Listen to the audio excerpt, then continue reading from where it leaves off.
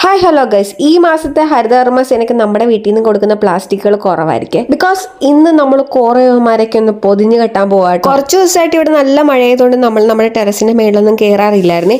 ഇന്ന് കയറിയപ്പോൾ കണ്ടൊരു കാഴ്ചയാണ് ഇത്. ശരിക്കും പേരമരത്തിൽ പേരൊക്കെ നിർത്തിക്കൊണ്ട് കട്ട് ചെയ്യുന്ന ഒരു വീഡിയോ ഒക്കെ എടുക്കാന്നൊക്കെ വിചാരിച്ചിരുന്ന കേട്ടോ. ഞാൻ എവിടെ പരിപാടി അവതരിപ്പിക്കാൻ തീരുമാനിച്ചാലും ഇതായിരിക്കും കേട്ടോ എന്റെ അവസ്ഥ.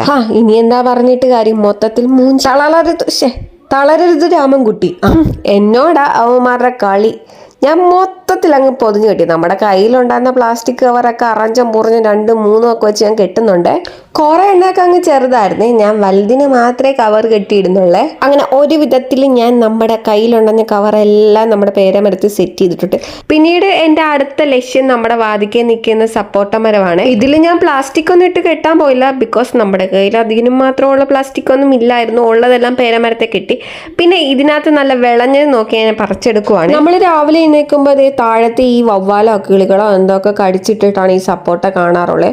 വിളഞ്ഞു കാണത്തില്ല, പച്ചയാണെങ്കിലും കടിച്ചൊക്കെ ഇട്ടിരിക്കുന്ന കാണുവേ. അങ്ങനെ ഞാൻ എൻ്റെ കയ്യെത്തുന്ന ഭാഗത്തുള്ള സപ്പോട്ടയൊക്കെ പറിച്ചെടുത്തിട്ടുണ്ട്. സപ്പോട്ടയൊക്കെ പറിച്ചിറങ്ങിയപ്പോൾ എൻ്റെ കോലം ഇതാട്ടോ. കണ്ണിലും പിരികത്തിലും മുടിയിലും ഒക്കെ ഇതിന്റെ കറയാട്ടോ. അപ്പോൾ ശരി, ഞാനെന്നാ ഇതൊക്കെ ഒന്ന് പഴുപ്പിക്കാൻ വെക്കട്ടെ. ടാറ്റാ.